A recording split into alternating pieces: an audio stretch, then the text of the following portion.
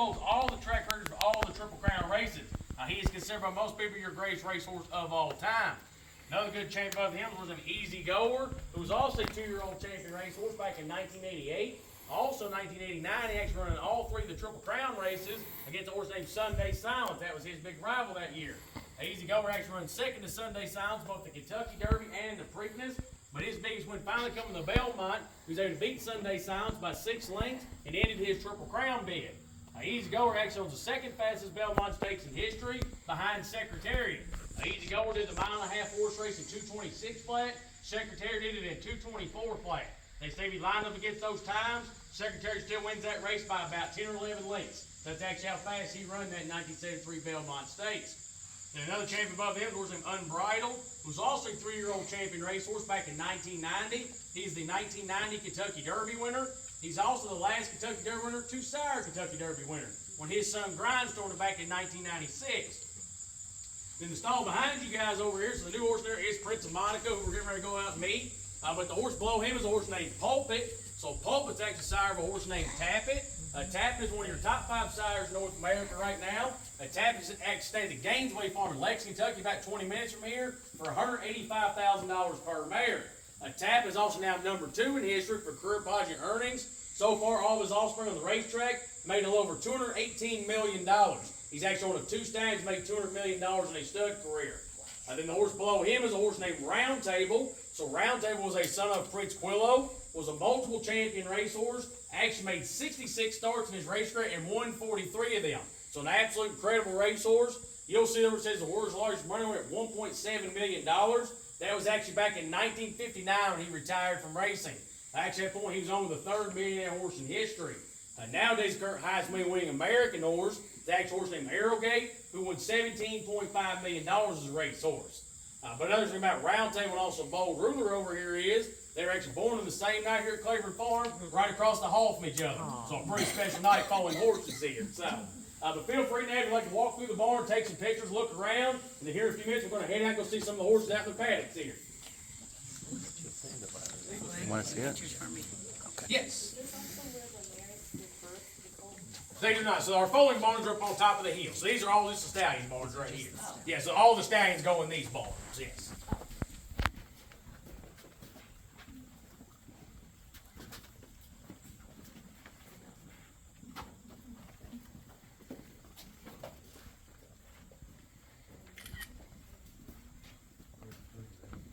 So Reggie's actually out in his paddock right now, so we're actually getting ready to walk past him. Yep.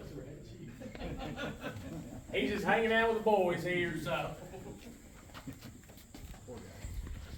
We like him to think he's part of the crew, part of the boys out there. He don't breed as many as them, so. Does he breed at all? He usually does get to breed at least 1 or 2 mares a year. So usually we'll have like a test mare on the farm. Once she comes into like heat, but she's not ovulating, we'll let her let him breed her just to kind of let him breed. But he's actually not going to like conceive the foal. That way it's just kind of like a stress relief basically for him. So.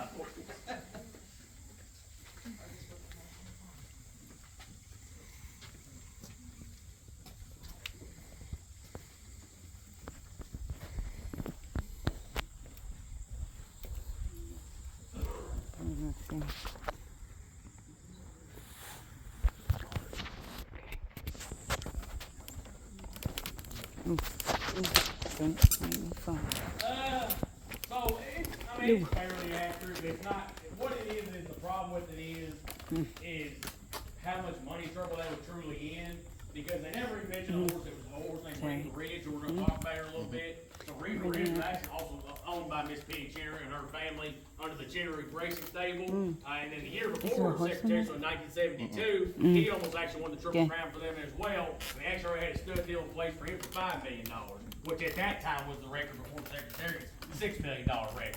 So they already had that stuff kind of worked out and ironed out, and then Secretary was just kind of that neck, but he was the bigger superstar of the two, because everybody knew he is, how flashy he was, how he raced.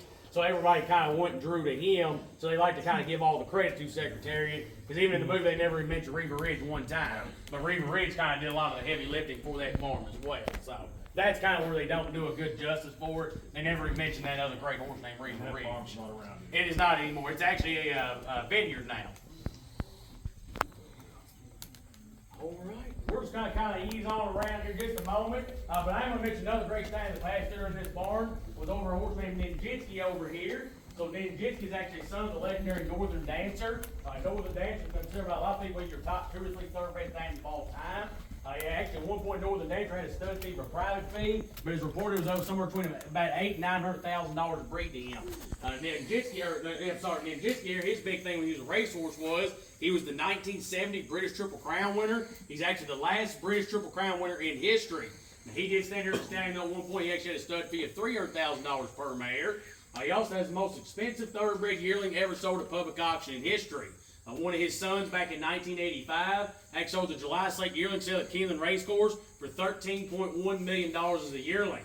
Now, the most expensive horse ever sold though at public auction history was actually a 2-year-old trainee named the Green Monkey. He actually sold for $16.2 million a 2-year-old trainee.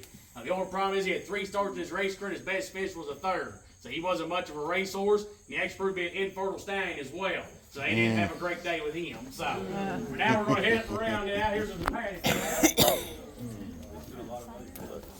No, it's Danzig. Danzig is more front sire, yes. Up on the hill, that's Reggie up there on the hill to the west. That's little Reggie. Oh. Oh. Up on the hill to the left, I don't see him. Oh, I see him now. Can't tell if it's recording or anything. Okay.